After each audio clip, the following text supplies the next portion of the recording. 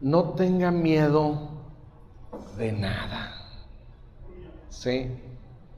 No vuelva a sentir temor jamás. Cristo vive.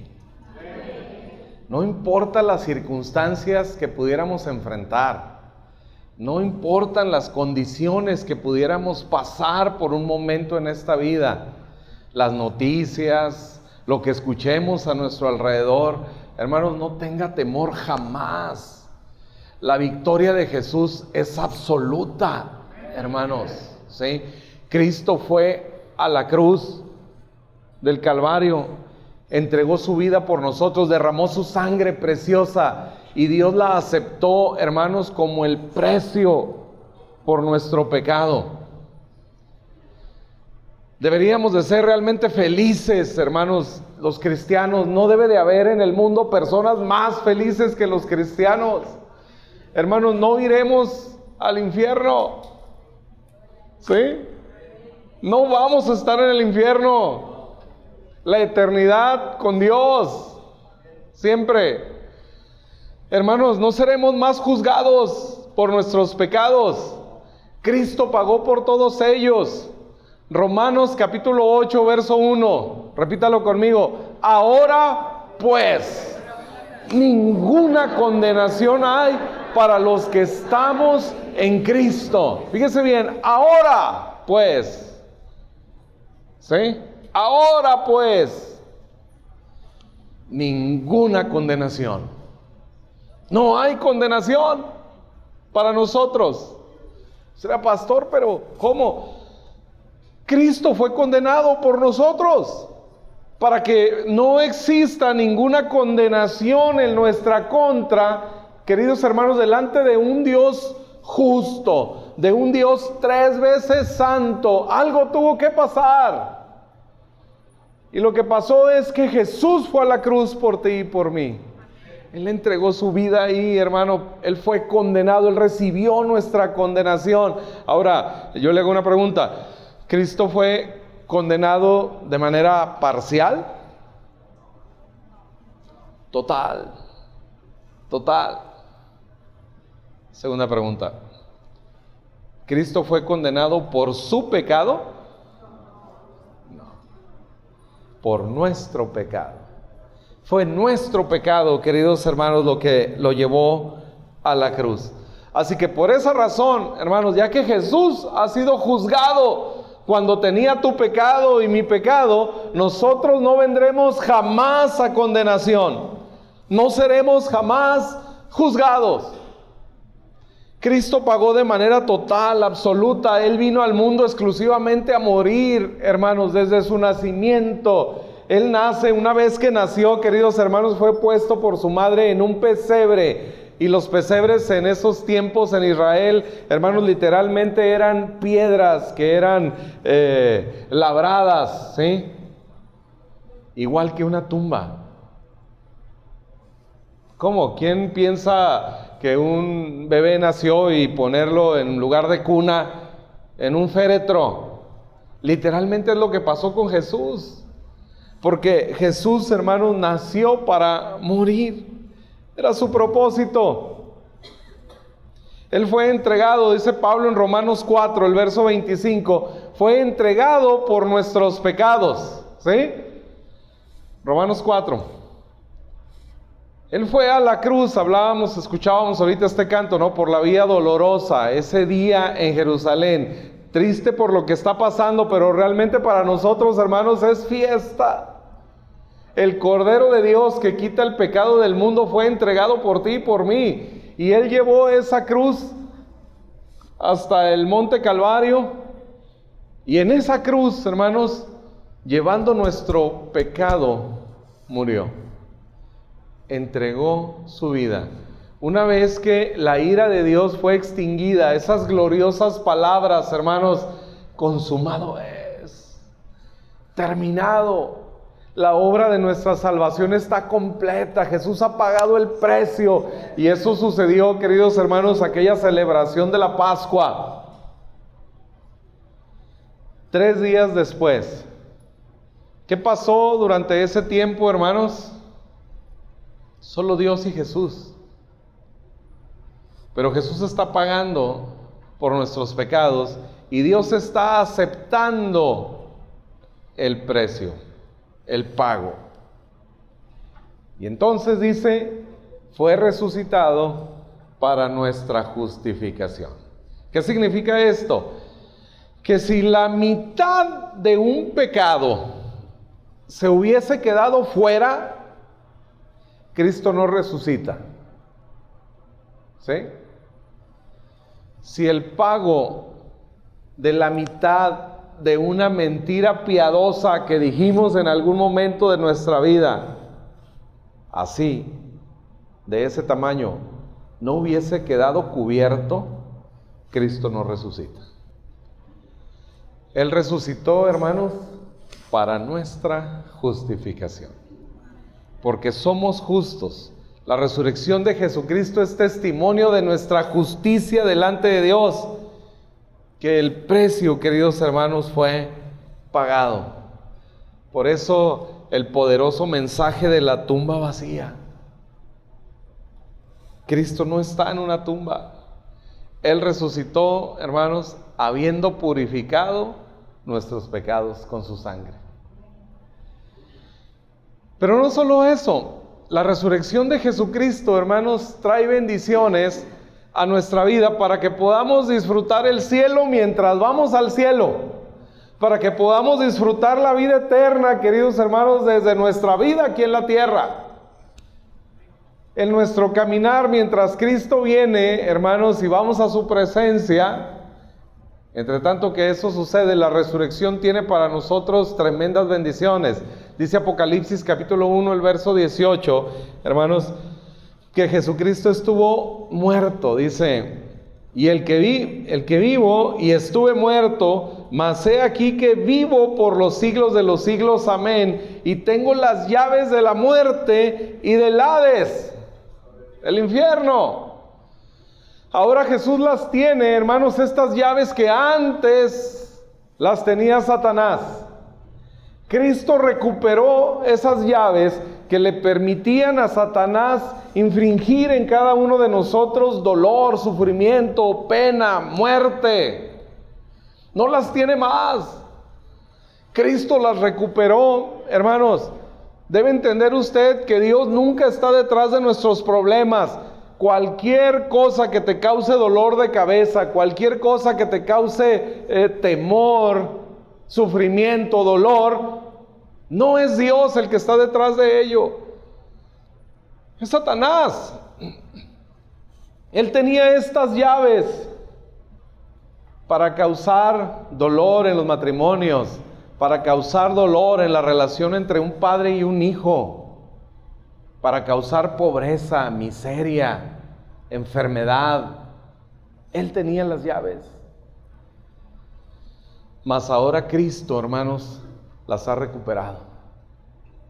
Ahora están en poder de Jesús.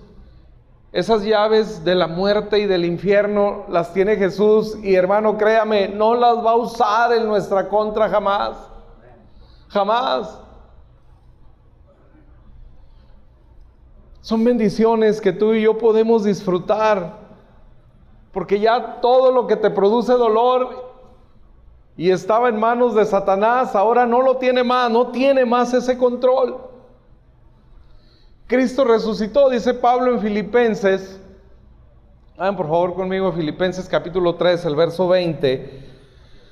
Mas nuestra ciudadanía está en los cielos, de donde también esperamos al Salvador, al Señor Jesucristo, el cual transformará el cuerpo de la humillación nuestra. El cuerpo de la humillación nuestra es esto, lo que vivimos, ¿sí? Que enfrenta, hermanos, las condiciones de la caída todavía. De todas las bendiciones de la salvación, hermanos, la única que no hemos recibido aún es la transformación del cuerpo, ¿sí? Esto sucederá cuando Cristo venga, dice Pablo. Entonces nosotros, los que hayamos quedado, seremos transformados en un abrir y cerrar de ojos, y tendremos, hermanos, un cuerpo como el que ahora tiene Jesús, como el que Jesús tiene después de la resurrección, ¿sí? Ahora un cuerpo que puede trascender, hermanos, lo físico, ¿sí? Que no le teme a las alturas, que no se enferma, que no se fatiga, que no muere jamás, hermano. Es lo que nos falta. La única parte de la obra redentora de Jesucristo que nos falta por recibir es esa. Todo lo demás ya lo tenemos, todo lo demás lo podemos disfrutar. Por eso dice que esperamos, hermanos, del Señor, el cual transformará el cuerpo de la humillación. Es este cuerpo que después del pecado, hermanos, realmente Dios nunca planeó para nosotros la muerte. Pero después del pecado de Adán y Eva, entonces se introdujo la muerte. Dice, muriendo morirás. La muerte se introduce. Entonces el cuerpo, hermanos, deja de ser con aquella perfección, con aquella inmortalidad, y se introduce la muerte, que ahora empieza a gobernar Satanás a partir de la caída de Adán y Eva. Pero con la resurrección de Jesucristo, no más gobierno de Satanás. Así que esperamos, hermanos, esta venida de Jesús en la que este cuerpo también será transformado, donde, hermanos, podemos estar por la eternidad en las mansiones celestiales. Nuestras vacaciones, después de que Cristo venga, hermanos, ya no va a ser, ¿a dónde vamos? ¿Europa o mar o playa? ¿Te parece Júpiter? ¿Te parece alguna otra cosa del universo? Ajá. Vamos a poder disfrutar, hermanos, cosas maravillosas que Dios ha preparado para nosotros, ¿sí? Y eso es lo que falta de la redención, ¿sí? Cuando Jesús resucitó, María Magdalena, muy de mañana, dice el Evangelio de Juan, el capítulo 20, ¿sí? Dice que va María Magdalena pensando que el cuerpo de Jesús no ha sido ungido, ¿sí? Y ella llega ahí pensando, ¿quién le quitaría la piedra? La piedra de la tumba de Jesús, hermanos, fue removida no para que Jesús saliera, ¿sí? Sino para que los discípulos entraran. Ese fue el motivo de quitar la piedra. Jesús no necesitaba, porque ahora su cuerpo, hermanos, podía trascender la materia. De hecho, cuando dice que llegaron los discípulos y vieron los lienzos enrollados, ¿sí? Lo que está diciendo ahí, en esos tiempos, hermanos, envolvían el cuerpo de un difunto en esos lienzos y les ponían especias que se endurecían, ¿sí? Entonces quedaba totalmente un caparazón, aquella tela se hacía dura y quedaba un caparazón. Lo que los discípulos ven, hermanos, es el caparazón intacto, vacío. Porque Jesús trasciende esa materia. Él pudo salir sin necesidad que quitaran la piedra. Pero era para nuestro testimonio, para que nosotros pudiéramos entrar a esa tumba y darnos cuenta que estaba vacía, ¿sí? Él resucitó de manera corporal. ¿Se acuerdan que le dice a sus discípulos, más tarde, ese mismo domingo de resurrección, un día como hoy, ¿sí? Él resucita y se aparece a sus discípulos y les dice, pueden tocar mis heridas, ¿sí? Pueden tocarme. Entonces no resucitó solamente un espíritu, sino un cuerpo, hermanos, transformado, ¿sí? Y eso es lo que nosotros esperamos. Sin embargo, es interesante que en la tarde Él le dice a sus discípulos que lo toquen, pero temprano, muy de mañana, cuando se encuentra con María, Él le dice, no me toques. Interesante, ¿no? Porque unas horas antes es no me toques, después puedes tocarme. María llega pensando, ¿quién le habría de quitar la piedra? Vayan conmigo a la historia, por favor, capítulo 20 de Juan, verso 11. Pero María estaba afuera llorando junto al sepulcro, y mientras lloraba se inclinó para mirar dentro del sepulcro, y vio a dos ángeles con vestiduras blancas que estaban sentados, el uno a la cabecera y el otro a los pies, donde el cuerpo de Jesús había sido puesto. Y le dijeron, mujer, ¿por qué lloras? Les dijo: porque se han llevado a mi Señor y no sé dónde le han puesto. Cuando había dicho esto, se volvió y vio a Jesús que estaba allí, mas no sabía que era Jesús. Jesús le dijo: mujer, ¿por qué lloras? ¿A quién buscas? Ella, pensando que era el hortelano, el jardinero. Interesante, porque el primer Adán es también un hortelano. El primer Adán está también en un jardín, en el huerto del Edén, es un jardinero. Y María confunde a Jesús con el jardinero, con el hortelano. El primer jardinero, hermanos, introdujo el pecado. El postrer Adán, Jesucristo, perdonó nuestros pecados, lavó nuestra culpa. Dice: cuando había dicho esto, se volvió y vio a Jesús que estaba ahí, mas no sabía que era él. Le dice: ¿por qué lloras? Luego dice: si tú le has llevado, dime dónde le has puesto y yo le llevaré. Ahora María se siente muy fuerte, ¿verdad? Díganme dónde está el cuerpo de mi maestro y yo lo voy a llevar. Jesús le dijo: María, María. Jesús dijo: mis ovejas oyen mi voz y saben quién soy, me conocen. Cuando ella escucha su nombre de labios de Jesús, hermanos, en una expresión definitivamente tierna, bondadosa: María, María, ten paz.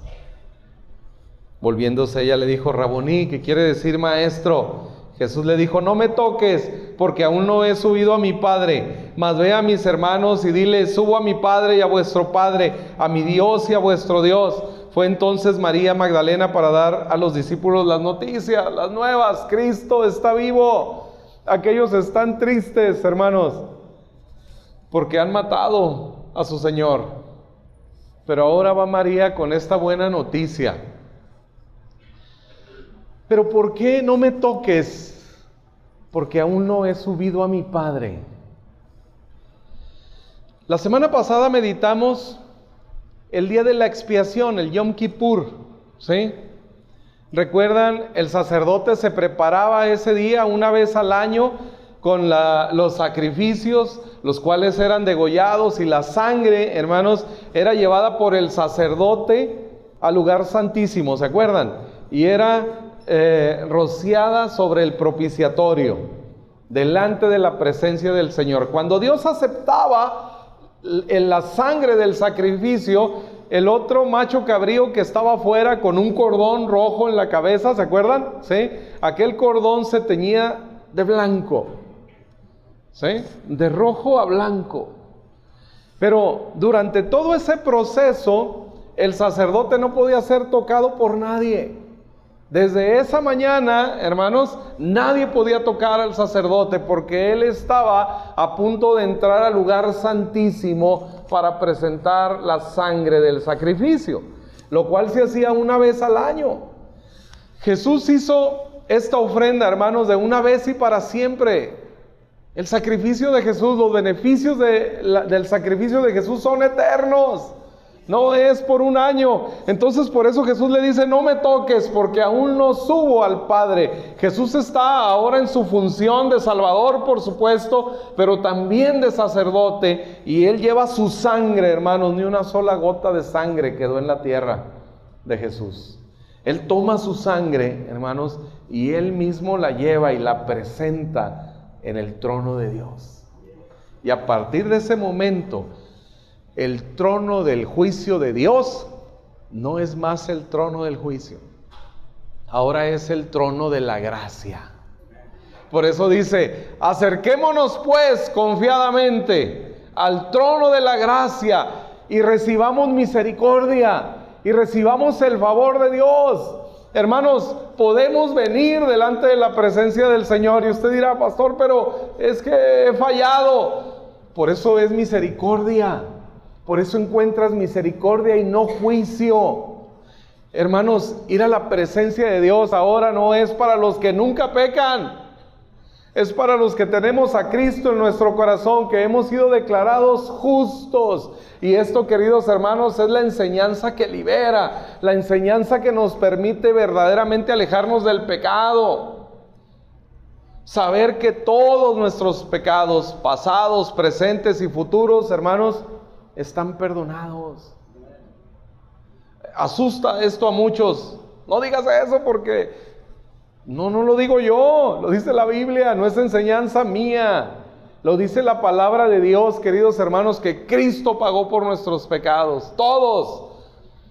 Por esa razón podemos acercarnos confiadamente al trono de la gracia, porque ahora delante del trono de Dios, hermanos, está la sangre del Cordero de Dios. La sangre de su Hijo Jesucristo. ¿Cómo no poder entrar? ¿Qué nos puede impedir el acceso, hermanos, si a los ojos de Dios la sangre de su Hijo, la preciosa sangre de su Hijo, el cual sobrepagó nuestros pecados? Si nosotros le debíamos millones y millones a Dios, hermanos, por causa de nuestro pecado, poniendo una manera solamente de medir, Cristo pagó eso y mucho más. La gloria que Dios recibió por el sacrificio de Jesucristo, hermanos, es mayor que la gloria que hubiera recibido de la obediencia de Adán y Eva y de la obediencia misma de toda la humanidad. Es la gloria de Jesús, hermanos, la obediencia de Jesús, la que le rinde la más excelsa gloria al Padre. Y nosotros estamos en Él. Y nosotros ahora somos el aroma de Él. Y cuando nos presentamos delante del Señor, delante de su trono, en el trono de la gracia, hermanos, el aroma que despedimos es el aroma a Jesús. Cristo entró a los cielos. Ahora, he escuchado esto, vamos a ir resolviendo algunas dudas, Ya sabemos por qué no lo tocó, ¿verdad? No me toques porque aún no he ido al Padre. ¿A qué iba? A entregar su sangre, ¿verdad? Y ahora es trono de la gracia. Pero dice Pablo en Efesios también, hermanos, ¿qué es esto que subió, sino que también descendió? ¿Sí? ¿Qué significa esto? Que descendió, hermanos, y le predicó a los espíritus, ¿se acuerdan? ¿Sí? No solo subió al Padre, también descendió. Antes de Cristo, hermanos, hay un lugar llamado Seol. No es ni el cielo, ni es el infierno. ¿Sí? Seol. ¿Sí? Ahí es a donde iban las almas que morían antes de Cristo. Era un mismo lugar. Dividido, separado, ciertamente. Los justos iban a lo que se conocía como el paraíso o como el seno de Abraham. ¿Lo han escuchado? ¿Verdad? Ahí iban los justos. Al otro lugar, ¿sí? Había una separación entre los dos lugares, pero eran lugares vecinos, realmente. Al otro lugar iban los injustos, ¿sí? Los que no habían sido de alguna manera cubiertos por los tipos, las figuras de Jesucristo existentes en el Antiguo Testamento. ¿Se acuerdan de la historia que Jesús cuenta del rico y Lázaro? Esa no es una parábola, es una historia real. Muere Lázaro, muere el rico, Lázaro es llevado al seno de Abraham, y el hombre rico que disfrutó en este mundo de muchas cosas, ¿verdad?, fue llevado al Seol, a ese lugar de tormento, de sufrimiento. Los que están en el seno de Abraham o en el paraíso no están sufriendo, están esperando. ¿Qué esperaban? Este momento glorioso, cuando Cristo, hermanos, habría de descender hasta ese lugar. Entonces se iba a encontrar con Abraham. Abraham, yo soy tu simiente. Yo soy el que esperabas. David, yo soy el que te hizo rey. Adán, yo vine a pagar lo que tú hiciste. Tal vez Adán por ahí en un rincón, ¿no? Avergonzado tal vez. Pero ahora Jesús viene con él. Hoy nos vamos a casa. Estuvieron todos esos años ahí, hermanos, desde su muerte hasta el día de la resurrección de Jesucristo. Y cuando todos escucharon eso, queridos hermanos, Abraham, Isaac, Jacob, David, todos aquellos seguramente se postraron ante el Salvador. Y dice que les predicó a los espíritus. Entonces va al otro lado, donde están los atormentados junto con los espíritus que habían sido encarcelados, ¿se acuerdan? Y Jesús les dice: yo soy la simiente de la mujer que ustedes quisieron detener. No pudieron conmigo. Yo soy la simiente de la mujer que quisieron aniquilar en Egipto. Y que cuando nací, quisieron matarme. Y mis padres huyeron a Egipto. Yo soy ese que ustedes han perseguido. Y he vencido. Y en ese momento, hermanos, Jesús toma las llaves que estaban en poder de Satanás, las llaves para hacerte daño, las llaves para destruir tu vida. Ahora Jesús las ha recuperado. Esa es la razón de que Jesús descendió. A eso, queridos hermanos, fue a predicar Jesús a los espíritus. Dice Primera de Pedro capítulo 3, a partir del verso 18, verso 19, dice: en el cual también fue y predicó a los espíritus encarcelados. La victoria, hermanos, de Jesús es absoluta. Cristo despojó al diablo al quitarle la ley y clavarla en la cruz. Hay dos elementos, hermanos, dos elementos por los cuales Satanás puede causarnos daño. Uno es el pecado, otro es la ley. Solamente, esas son las dos únicas armas, las herramientas de Satanás, nuestro pecado y la ley. Pero nuestro pecado fue perdonado y la ley, dice Pablo en Colosenses, hermanos, fue clavada. El acta de decretos escrita que nos era contraria fue clavada, hermanos, en la cruz. No tiene más Satanás la oportunidad de hacernos daño. Falló, queridos hermanos, en todos sus intentos. Y ahí estaba seguramente aquel día, hermanos, debió haber sido algo muy trágico en aquel lugar para Satanás. Por 3 días, seguramente todas las enfermedades y todos los dolores de cabeza que él ha producido estuvieron sobre él, porque no sabía qué había sucedido. Estaba sorprendido: he matado al Hijo de Dios, pero no sabe qué está pasando. Seguramente, hermanos, horas de angustia para él, dudando si había vencido o no. ¿Qué es lo que Dios tiene preparado? Hermanos, la Biblia dice que si Satanás hubiera sabido esto, no mata a Jesucristo, no lo sacrifica. Si él supiera, hubiera sabido antes, ahora ya lo sabe, que esa sería su derrota, no lo hubiera hecho. Ahora nosotros, queridos hermanos, somos reyes y sacerdotes. Apocalipsis 1:5 dice: y de Jesucristo el testigo fiel, el primogénito de los muertos y el soberano de los reyes de la tierra, al que nos amó y nos lavó de nuestros pecados con su sangre, y nos hizo reyes y sacerdotes para Dios, su Padre. A Él sea gloria e imperio por los siglos de los siglos. Él nos hizo reyes y sacerdotes. Hermanos, el poder de la vida y de la muerte, dice que está en la boca, ¿sí? Lo único que puede hacer ahora el enemigo es engañarnos. Él es engañador. La Biblia dice de él que nuestro adversario, el diablo, anda como león rugiente. No quiere decir que sea un león rugiente. Anda como león rugiente, o sea que imita, ¿sí? Ruge.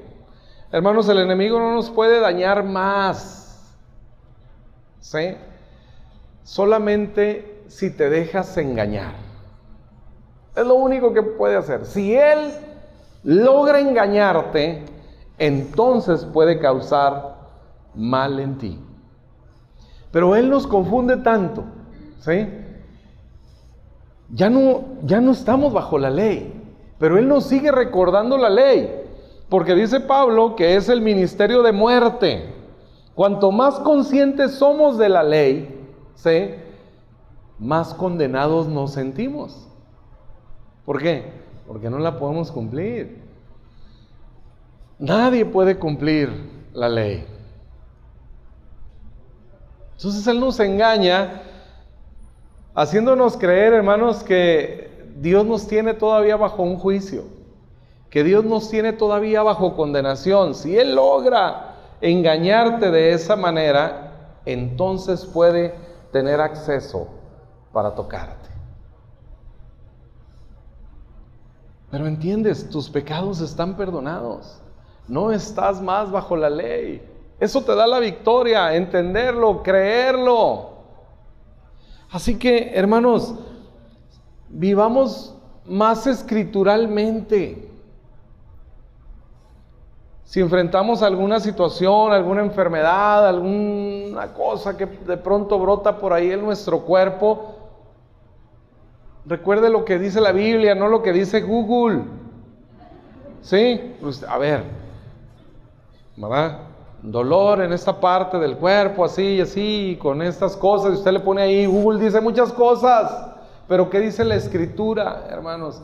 Que Cristo llevó nuestras enfermedades y nuestras dolencias, y que por su llaga hemos sido sanados, ¿verdad? Un día a la hermana Gloria le dijeron, señor, usted tiene cáncer, un médico, no, ¿cuál cáncer, verdad? Creo que hasta era un miércoles, aquí venimos y oramos, no tengo nada en el nombre del Señor, y no tiene nada. ¿Por qué es así? Porque la medicina, porque los médicos, gracias a Dios por ellos y todo eso, ¿no? Y ellos hacen lo que pueden con lo que tienen, ¿sí? Pero nosotros tenemos la palabra de Dios, queridos hermanos, que está por encima de todo. Ahora podemos nosotros usar, hermanos, nuestra boca para bendecir, ¿sí? De hecho, la palabra bendición en eso consiste, decir. Dice que el Señor bendijo a Adán y Eva diciendo, ¿sí?, fructificarse y multiplíquense, ¿sí? Dijo. Así que habla de tu matrimonio bien, habla de tus hijos bien, habla de tu trabajo, de tu negocio, bendice tu trabajo, bendice tu negocio. No hables maldición, no hables maldición de tus hijos, ¿verdad? Este muchacho no sirve para nada, no. El poder de la vida y la muerte está en la lengua. Bendecir y no maldecir, queridos hermanos. Habla la palabra de Dios, ¿sí? Fíjense que el Señor nos mandó a sanar enfermos, por ejemplo. No a orar por ellos, a sanarlos. Hay momentos, hermanos, donde oramos y no deberíamos estar orando. ¿Se acuerdan cuando Moisés está con el pueblo de Israel? Están enfrente del mar, una montaña a un lado y el enemigo atrás. No hay para dónde huir. Y Moisés se pone a orar, se pone a clamar a Dios y Dios le dice, oye, ¿por qué clamas a mí? ¿Sí? Toma tu vara, extiéndela sobre el mar y dile al pueblo que marche. ¿Sí? Jesús dijo que si enfrentamos una montaña, le digamos a la montaña, quítate. Eso es usar, queridos hermanos, la autoridad que ahora tenemos como reyes y sacerdotes. Use la autoridad para bendecir en el nombre de Jesús. No es nuestra autoridad, No es nuestra autoridad, es la autoridad del Señor. Por eso nosotros decimos, en el nombre del Señor, está sano.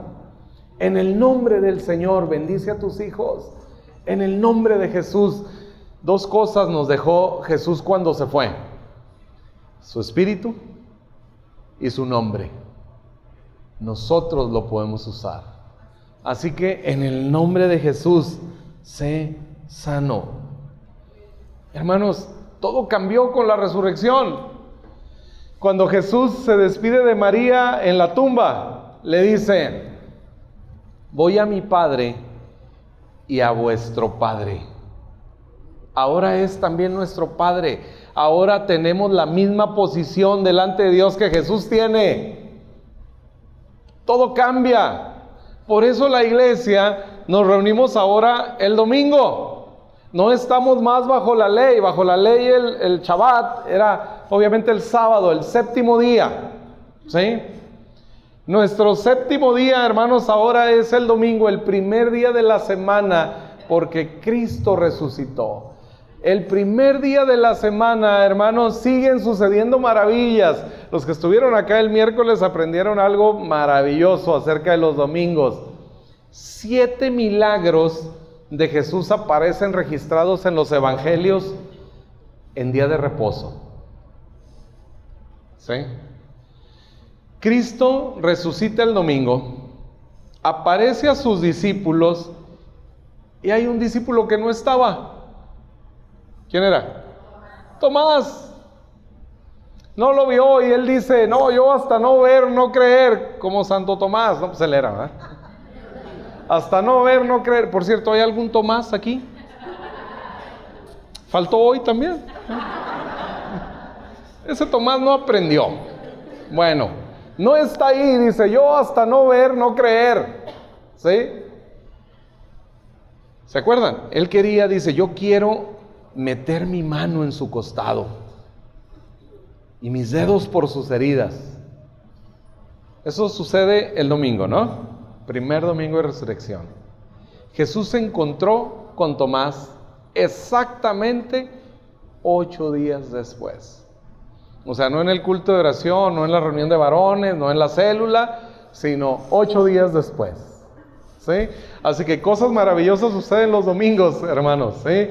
Es nuestro día de reposo. Qué bueno que está usted aquí. Hizo bien definitivamente en estar aquí.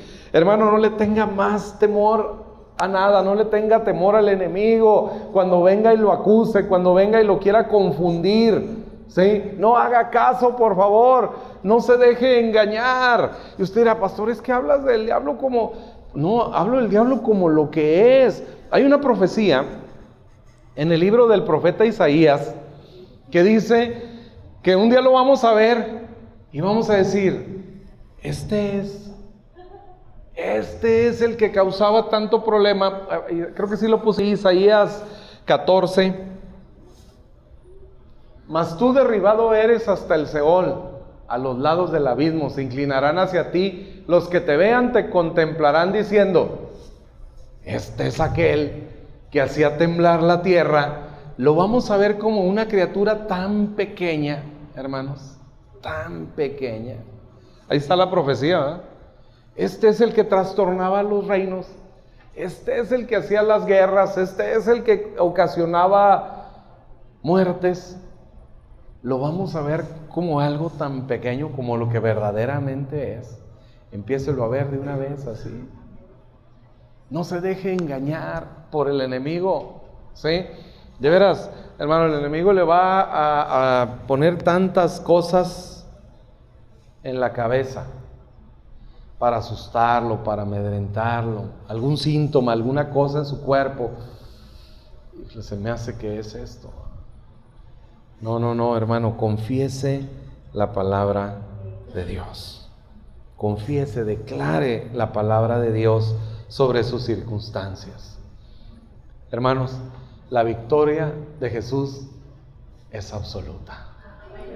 Y nosotros en Cristo somos más que vencedores. Vamos a orar, hermanos. Inclinen su rostro, por favor. Padre, gracias te damos, Dios, por este momento que hemos podido también alabarte y hemos podido Señor, estar atentos a tu palabra. Dios, todos los beneficios de la resurrección, en el nombre de Jesús, en el nombre de Jesús sean sobre nosotros. Padre, el enemigo no nos puede tocar más. Hemos sido declarados justos de una vez y para siempre, y nada podrá cambiar esa verdad. Que podamos ahora caminar nosotros, Señor, y disfrutar el cielo en nuestro camino al cielo. Que el cielo, Señor, los días como del cielo sean una realidad en nuestros hogares, en nuestros trabajos, en los negocios, con nuestros hijos, Dios. Tu bendición sobre ellos desde ahora y para siempre. Señor, si alguno aquí tiene algún diagnóstico, el médico ha dicho algo acerca de nosotros, de nuestros hijos, Padre, en el